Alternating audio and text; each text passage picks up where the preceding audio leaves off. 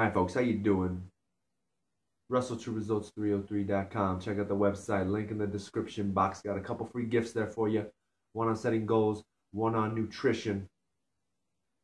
Check those out. Mind, body, spirit, fitness, putting the healing back in health. Of course, we are all injured in some way in this life, whether it be emotional, physical, mental, whatever the case. We need to heal from these things and move forward.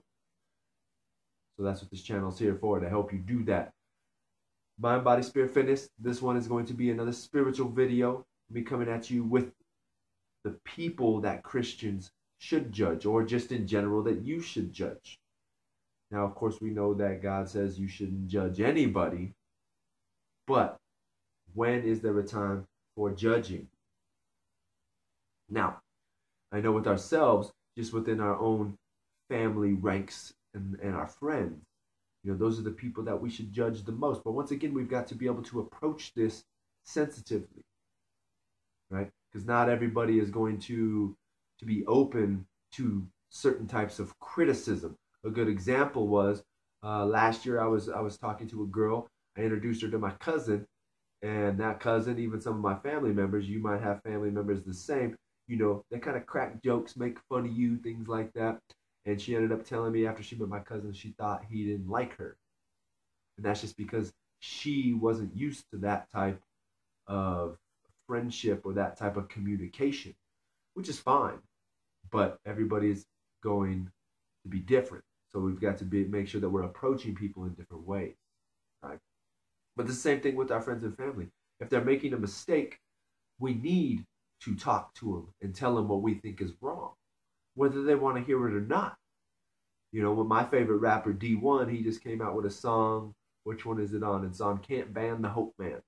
Check that out. D1, Can't Ban the Hope Man. It's a good song.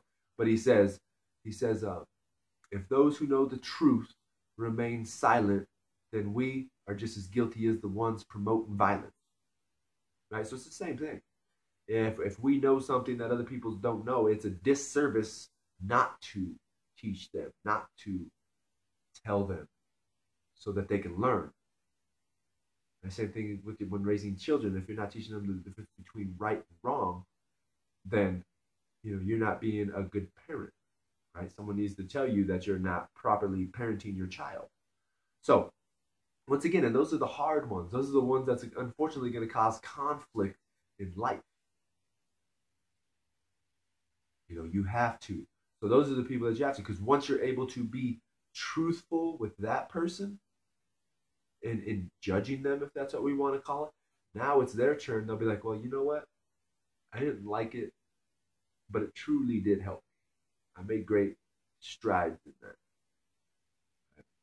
So maybe next time when the situations happens to them with their family member, they'll be able to do the same thing.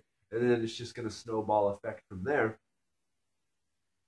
And all of a sudden, lots of people are changing because we weren't afraid to speak the truth or what we view as the truth. So now for Christians, we'll go into Christians. Because, of course, I'm a Christian. A horrible one, but I'm a Christian. So I'm going straight to my Bible. Who should Christians be judging? Because Christians aren't supposed to judge, right? We're going to go 1 Corinthians 5, and we can go 9 through 13.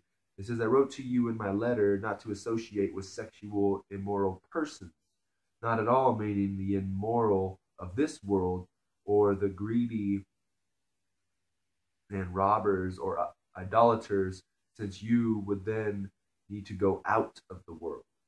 But now I am writing you not to associate with anyone who bears the name of brother or sister who is sexually immoral or greedy, or is an idolater, viler, drunkard, or robber. Do not even eat with such a one. For what have I to do with judging those outside? Is it not those who are inside that you are to judge? God will judge those outside. Drive out the wicked persons from among you. Once again, it's that same thing. We have to keep each other in check as friends and everything, but also as a Christian. If you see someone is slacking, then you yourself need to say something. You know, and I should have looked it up. I didn't think about it. I was thinking about it this morning upstairs when I was laying in bed trying to get up because I was tired. It's the same thing when in here, I think it's St. Paul, when people will get on the discussion of how Peter can't be Pope, and they actually use the verse I was going to say. They say he can't be because Paul had to correct him, because in one of Paul's letters he said he had to correct Peter because he was eating with the Gentiles and drinking or something. So he even said I had to, I had to go to Peter and correct him and tell him that he was wrong or something like that. I wish I would have looked up the verse. I'm sorry. I'm sorry for that, but look it up. Something, just type in Google, St. Paul corrects Peter. Something like that. But it's the same thing. We all need corrections. We're all going to slip and stumble.